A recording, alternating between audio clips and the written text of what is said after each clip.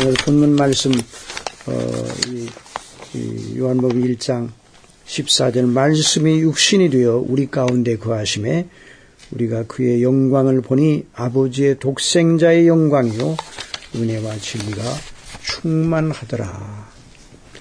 이것이 바로 성탄의 팩트를 설명한 성령님의 해설입니다. 물론 사도 요한이 이 본문을 기록하였지만 사도 요한 속에서 이 귀한 구절을 쓰도록 역사하신 분이 성령님이시거든요.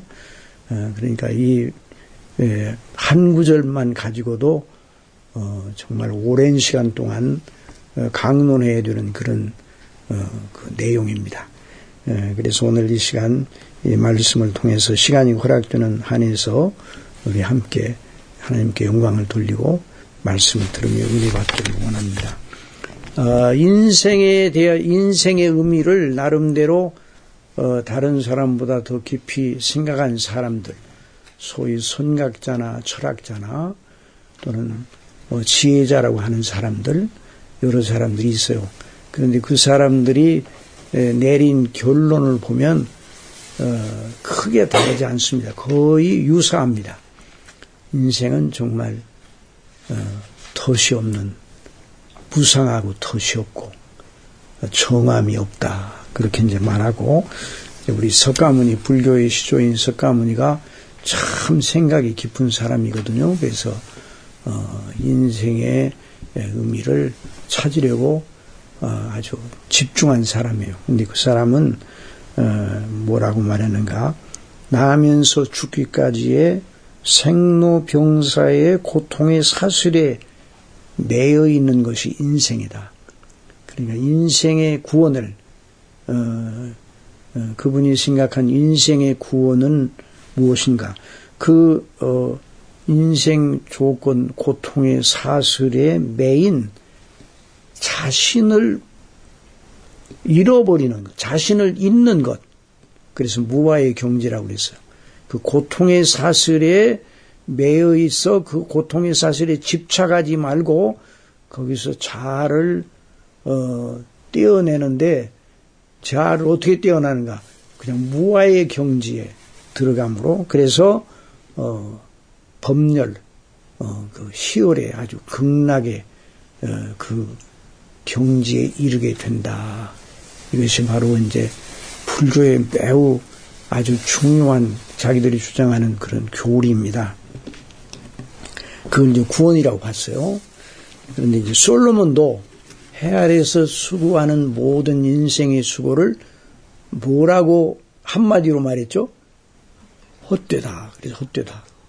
그래서 이제 옛날 그 NIV 성경에서 보면 베너티 이렇게 말했는데, 요즘 킹제임스 버전에 보면 요즘 NIV 성경에서는 meaningless라고 그래요. meaningless.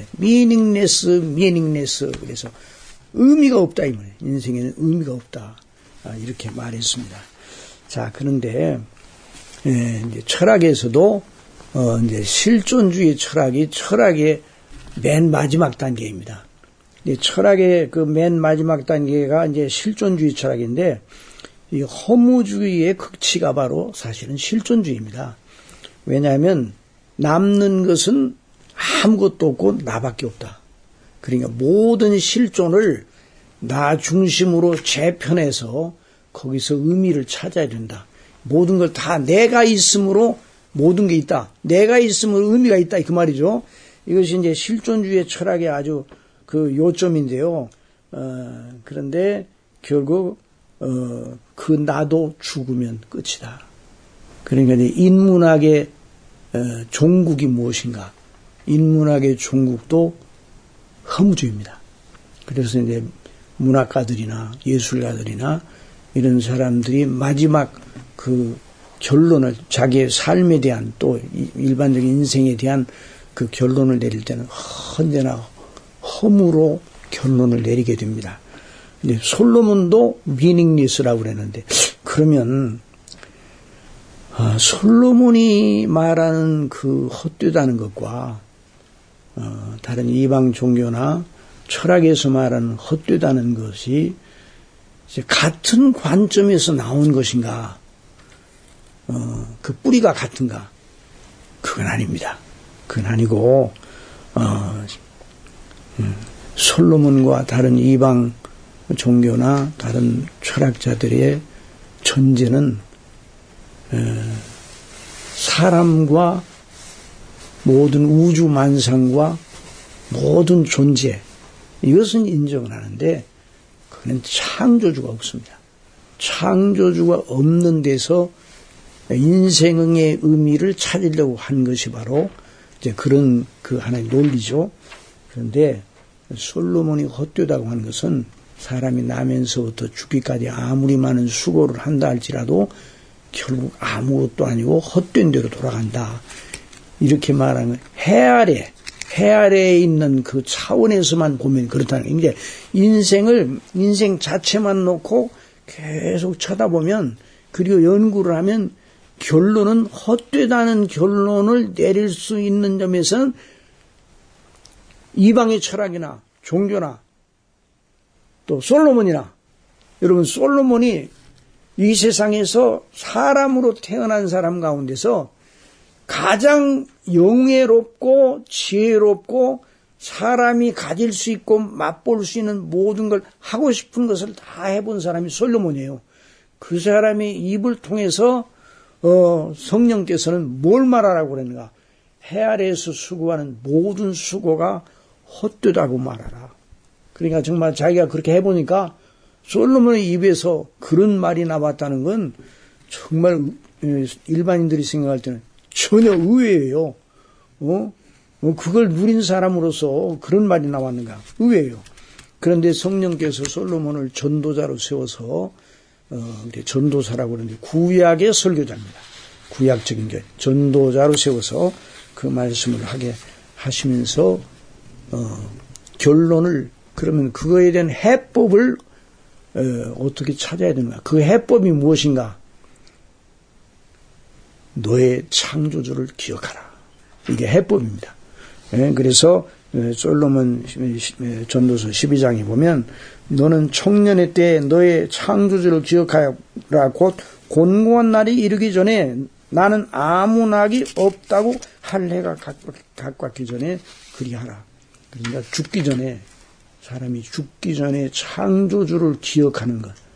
사람이 나면서 죽기 전에 창조주를 기억한다면 해 아래에서 수고하는 모든 인생의 헛됨을 극복하고 창조주, 우리를 지으신 그분이 우리를 위하여 예비하신 놀라운 구원과 그 하나님의 이름에 걸맞는 그 구원의 영광, 그 광대하고 거대한 구원의 프로젝트가 우리 인생에게 열린다. 이것이 전도서의 대메시지입니다. 그러니까 해법이 다르죠. 일반 불교나 다른 종교들이 나쁜 사람이 되라 이렇게 말하는 그 종교는 하나도 없어요. 아무렇게나 살아라 이렇게 말하는 데는 없어요. 그런데 해법이 달라요. 그럼 어떻게 해야 되느냐? 성경은 우리를 지으신 하나님, 우리를 구속하신 하나님, 우리를 구원하시어 파멸에서, 죄와 파멸에서 건지신 하나님을 바라보라, 믿으라고 말씀을 해요. 자, 인생이 왜 이런 인생이, 왜 헛된 인생이 되는가? 죄를 지어서 창조주에게 불순종하여 그에 대한 싹스로 이렇게 된 거니까 그것을 해결하는 해법은 우리 사람 자신에서 나올 수가 없고 바로 창조주, 그분으로부터 나온 거죠. 그래서 성탄의 메시지는 바로 그것입니다. 창조주께서 역시 같은 창조주이신 당신의 아들 말씀 되신 예수 그리스도를 사람으로 보내셔서 우리의 구원을 담당하게 하셨어요. 그러므로 그분의 구원이, 그분의 구속이 완전하고 충분한 구속입니다. 그래서 이 그리스도를 믿음으로 말미암아 하나님의 예비하신 그 이름에 걸맞는 구원을 얻게 하시는 것, 그것도 은혜로, 우리의 행위가, 우리가 무엇을 행함으로가 아니라 믿음으로, 은혜로 얻게 해주셨다. 이것이 바로 복음의 메시지죠. 그래서 말씀이 육신이 되어 우리 가운데 거하심에 우리가 그의 영광을 보니 아버지의 독생자의 영광이요 은혜와 진리가 충만하더라. 근데 그 말씀이 그래서 1장 1절에 태초에 말씀이 계시니라. 이 말씀이 하나님과 함께 계셨으니 이 말씀은 곧 하나님이시니라. 그러니까 바로 하나님의 아들 우리 주 예수 그리스도의 신적 본질, 그러니까 신적으로는 하나님과 아버지와 동등되신 분이에요. 그 본질과 신적 본질과 영광과 능력과 권위에 있어서 동등되시고 하나 되신, 하나로 연합해요. 그래서 아버지의 품속에 계신 독생하신 하나님이 아버지를 나타내셨다고 이 본문에서 말하고 있잖아요. 그러니까 그분이 육신이, 말씀이신데 육신이 되어 오셨다. 근데 여기서 육신이 되셨다는 말이 이렇게 표현해도 사실은 뜻이 통하거든요. 말씀이신 하나님이 사람이 되어 우리 가운데 오셨다. 이렇게 말해도 되는데 여기 특별히 말씀이 육신이 되었다는 이 말을 했을 때는 이 말씀이 육신이, 왜 말씀이 육신이 되었다는 말인 거니? 그 당시에 영지주의가 있어요. 영지주의.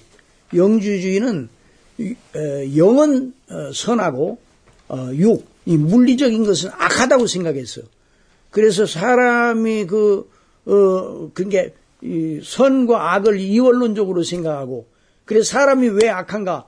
육체를 입어서 그 악하다. 그러니 육체를 악한 것으로 여겼어. 그래서 그리스도께서 이 땅에 오셔서 우리를 구원하신 그 구원에 있어서 그 그리스도가 입으신 몸은 실제적인 육신이 아니라 가현적인, 그냥 그렇게 보일 뿐이에요. 그렇게 생각을 했습니다. 그래서 이제 이게 플라톤이 이데아 사상에서 온 거거든요. 이제 플라톤은 이렇게 말했어요. 장미꽃이 우리가 보는 장미꽃 있잖아요. 그 장미꽃이 정말 장미꽃이 아니라는 거예요. 정말 장미꽃으로 장미꽃 벽에 하는 이데아가 눈에 보이지 않게 있다는 거예요. 상당히 고고하죠. 상당히 아주 차원이 높잖아요. 그런데 그 고고한 이데아, 그게 이제 플라톤주의거든요. 그런데 상당히 그 말은 고고하고 아주 개념이 높아 보이지만 허무맹랑한 소리예요. 그러니까 그 이데아는 눈에 보이지도 않고 만지지도 못한다. 이렇게 말했어요. 그러니까 그런 데서 플라톤 철학에서 그 관점으로 보고 그리스도의 구원의 은혜를 그 해석하려고 하는 것이 바로 영지주의예요. 그러니까 육은 악하고 영은 선하다. 그러니까 하나님은 선하시고 말씀은 선하시지만 육은 악한데 어떻게 예수님이 사람이 되시되 그냥 가연적인 사람일 뿐이지 육체를 입었다고 할 수 있느냐. 그렇게 말했어요. 만약 그렇다면 예수님이 십자가에 못 박혀 죽으신 것은 거짓말이 되는 거예요. 십자가에 못 박혀 죽으셔 피를 흘리셨잖아요. 그 피도 그 사람들이 말하는 대로 하면 가연적인 것이 되는 거예요. 그러니까 이건 이단입니다. 그래서 요한복음을 기록할 당시에 사도 요한이 90년대, 주 90년대 벌써 그 이단이 퍼져 있었어요. 그래서 요한복음을 기록할 그 당시 예수 그리스도께서 사람이 되어 오셨다고 표현을 할 수 있었지만 그렇게 말하지 않고 말씀이 육신이 되어 그 예수님이 입으신 몸은 우리가 입고 있는 몸하고 같았습니까? 달랐습니까? 같았어요. 예수님의 입은 몸이 죽을 몸이었습니다. 영어로는 못할 맨이라고 그래요. 죽을 몸이에요. 죽을 몸. 예수님이 입으신 몸은 우리가 가지고 있는 몸과 동일한 낮은 몸이었어요. 아담이 처음 범죄하기 전에 입었던 몸은 낮은 몸이 아니라 영광스러운 몸이었어요. 범죄함으로 죽을 몸이 되었어요. 범죄함으로. 그래서 예수님이 우리의 구세주로 오셔서 이 땅에서 구원을 이루시기 위해서 예수님은 대속제물로 오셨잖아요. 화목제물로 오셨잖아요. 그러니까 예수님은 실제 사람으로 오신 거예요. 그래서 예수님은 참 사람이시고 참 하나님이십니다. 그러니까 참 사람이라는 말은 예수님의 영혼도 있고 예수님의 육체도 있다는 말입니다. 그러면 지금은 참 사람이 아니에요. 지금도 참 사람이셔요. 예수님은 우리를 위하여, 우리의 영생을 위해서 영원히 사람이 되셔서, 물론 하나님 되심을 멈춘 건 아니죠. 여전히 그 하나님이셔요. 여전히 말씀을 육신을 입기 전에도 여전히 그 하나님이 오늘도 동등한, 영원토록 동등하신 성자이시죠. 그 하나님께서 말씀을 입으시고, 아니 말씀 육신이 되어 정말 사람이 되셔서, 죄는 없으시지만 그래서 우리의 죄짐을 지시고 십자가에 못 박혀 죽으셔서 대속 제물이 되셔서 그 피로 말미암아 우리의 죄가 사함을 받고 그 의로 우리가 의롭다함을 받게 된 것입니다. 그래서 그 말씀이 육신이 되어 우리 가운데 거하셨다는 말이 매우 중요한 말이에요. 이 거하셨다는 말을 헬라 원어로 보면 장막 가운데, 우리 가운데 장막을 치시고 그 안에 계셨다, 그런 말입니다. 그런데 이것은 이제 이 말을 쓴 것은 구약적인 개념의 그 개념의 성취를 말하는 거예요.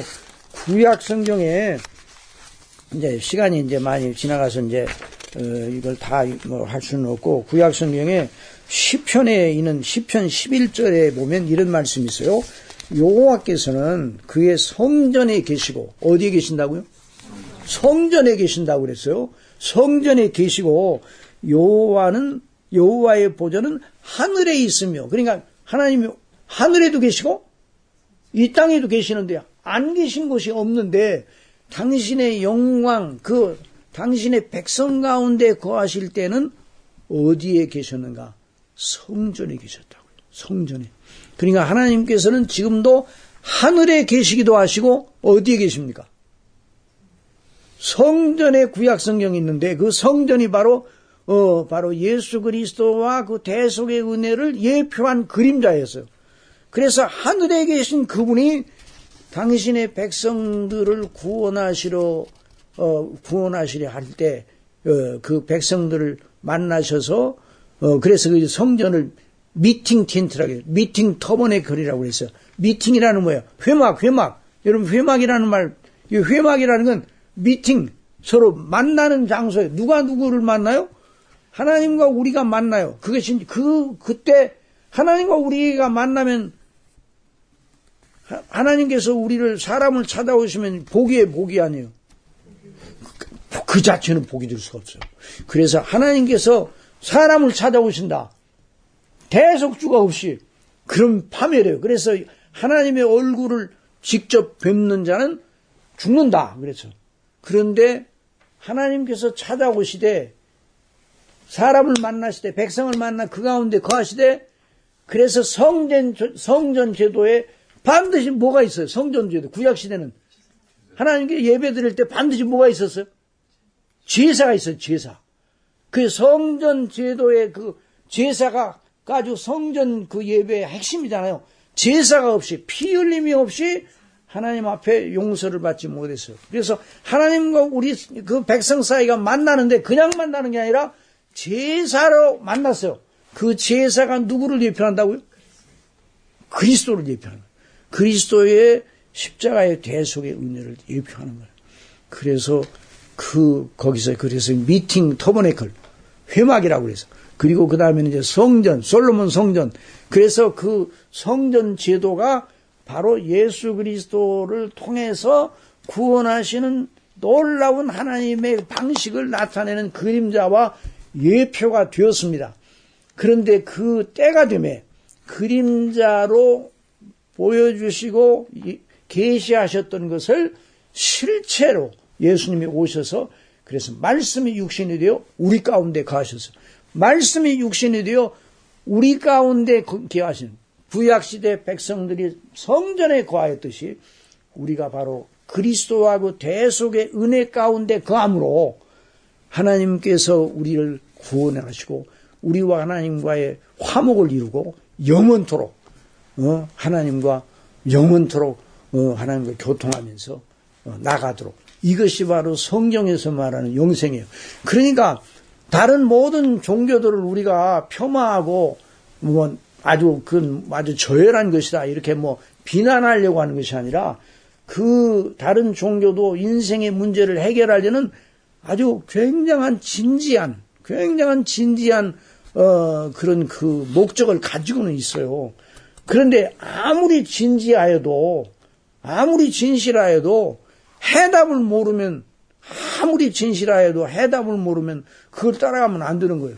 그러니까 이 놀라우신 하나님의 이 해법, 하나님의 구원의 방식, 여기에 우리의 영광과 소망이 있다는 걸 다시 한번 확인해야 됩니다. 그래서 우리 하나님께서 그리스도 안에서 우리를 찾아오셔서 그리스도 안에서 우리를 불러내시고 성령님으로 말미암아 우리를 거듭나게 하셔서 그 그리스도를 믿음으로 말미암아 하나님 앞에 영광을 돌리게 하셨어요. 그래서 여기는 말씀으로 보면 그래서 요한이 그에 대하여 증언하여 외쳐가로되 내가 전에 말하기를 내 뒤에 오시는 이는 나보다 앞선 것이니까 나보다 먼저 계심이라 한 것이 이 사람을 가리킴이라 그래서 그런데 그 앞에 보니 우리가 그 말씀이 육신이 되어 우리 가운데 거하심에 우리가 그의 영광을 보니 아버지의 독생자의 영광이요 은혜와 진리가 충만하더라. 그리고 16절 다 같이 봅시다. 시작. 우리가 다 그 충만한 데서 받으니 은혜 위에 은혜로라. 그러니까 이것이 바로 우리가 이 땅에 살고 있으면서 또 영원히 살 소망을 가지는, 그러니까 인생에 나타난 것으로 보면 얼마나 더덥고 정말 고통스럽습니다. 우리 한 해를 다 지나고는 우리 한 해 동안 하나님이 은혜를 주셔서 이렇게 지내왔지만 우리 한 해 동안 인생을 걸어오면서 얼마나 많은 고비들이 많았고 고통의 문제들이 많았어요. 현안들이 많았어요. 그럼에도 불구하고 우리가 소망을 잃지 않고 낙심하지 않는 오직 유일한 이유는 누구 때문이에요? 바로 예수 그리스도 때문에. 바로 하나님께서 그리스도 안에서 우리를 택하시고 우리를 그리스도 안에서 구속하시고 우리가 이 땅에 살다가 우리가 언제까지 살는지는 모르지만 각자 하나님 정해 주신 수완까지 살고 다 외적으로 겉으로는 땅으로 흙으로 돌아가 그냥 인생이 한 줌 흙으로 돌아가는 것이 인생이구나 이렇게 생각할 만한데 결코 그렇게 생각하지 못하도록 성령께서 성경에 기록해 놓으셨잖아요. 우리가 이 땅에 살다가 죽으면 흙으로 돌아가지만 그러나 하나님의 원대한 계획은 우리 그 흙에서 그 티끌에서 불러내셔서 그 영혼을 그리스도의 영화로운, 그러니까 예수님이 입으신 부활하신 몸은 낮은 몸, 죽을 몸입니까? 영화로운 몸입니까? 영화로운 몸이에요. 부활하신 예수님의 몸은 우리가 가지고 있는 이 몸과 다른 영화로운 몸이에요. 그래서 우리 그리스도 안에 있는 사람들이 그리스도의 날에 영광의 몸의 형체와 같이, 그분의 영광의 몸의 형체와 같이 변쾌되리라 이런 말씀을 했습니다. 그러니까 이 놀라우신 그 성탄의 메시지가 바로 여기에 있는 거예요. 성탄의 메시지 여기, 그 아기로 오신 그분이 바로 장성하셔서 대속을 이루시고 그래서 그 안에 저와 여러분의 영생의 그 보증이 되시고 그래서 그 예수님의 그 놀라우신 대속의 은혜가 영원한 저와 여러분의 생명의 근거가 되시는, 이것이 바로 성탄의 대메시지예요. 그러니까 부활절의 메시지나 성탄의 메시지, 어떤 메시지, 교회에서 증거되는 복음의 메시지는 바로 이것입니다. 이 성탄의 기절에 이 구원의 놀라우신 은혜를 생각하고 여기 우리가 어떤 일을 하든지 어느 곳에 있든지 이 진리 안에서 있게 되면 이런 믿음 가지고 있으면 그 가운데 우리 주님이 거하십니다. 함께 거하십니다. 임마누엘로 함께 거하십니다. 그래서 우리 하나님은 우리의 아버지가 되시는 것이죠. 이런 믿음으로 늘 승리하셔서 새해에도 이런 은혜로 저와 여러분을 충만케 하실 우리 아버지께 영광을 돌려드립시다. 기도하겠습니다. 아버지 하나님 감사합니다. 2025년도 저희들을 은혜로 보존하시고 인도하시고 우리 마음속에 그리스도 성령님께서 역사하셔서 믿음이 떨어지지 않도록 여러 가지 많은 곤고와 현안 속에서 우리의 눈이 흐려지고 우리가 우리의 시선이 땅에 붙을 때가 너무나 많았지만 그러나 우리를 버리지 아니하시고 우리를 늘 하나님 아버지와 우리 주 예수 그리스도를 바라보도록 인도하신 우리 아버지, 이제 이 성탄의 계절에 다시 한번 성육신하신 우리 주님의 놀라우신 은혜의 영광을 되새길 수 있도록 하셨으니 이런 믿음으로 이 연말을 보내고 또 아버지께서 새로운 해를 주실 때 더욱 영감으로 거룩한 영감으로 충만케 하시사 범사에 우리 아버지께 영광을 돌리고 이 눈에 보이는 세계와 눈에 보이는 인생의 그것을 가지고 인생을 해석하지 말고 하나님의 복음의 말씀 속에서 성령의 인도하심을 따라서 그 안에서 소망을 가지고 낙심하지 말고 사나 죽으나 주의 것이라는 걸 알고 늘 승리하는 저희들이 될 수 있도록 새해에도 큰 은혜를 주실 줄 믿습니다. 함께하여 주시고 우리 나라를 지켜주시고 우리 KBS를 통해서 우리 하나님의 거룩한 역사가 아름답게 진행될 수 있도록 범사의 은혜를 베풀어 주옵소서. 섬기시는 모든 분들에게 함께해 주시고 특별히 우리 이 가운데 귀한 빛과 소금의 역할을 감당하도록 주신 사랑하시는 귀한 형제 자매들에게 더욱 큰 은혜를 베풀어 주옵소서. 함께하여 주실 줄 믿습니다. 예수님의 이름으로 기도드리옵나이다. 아멘.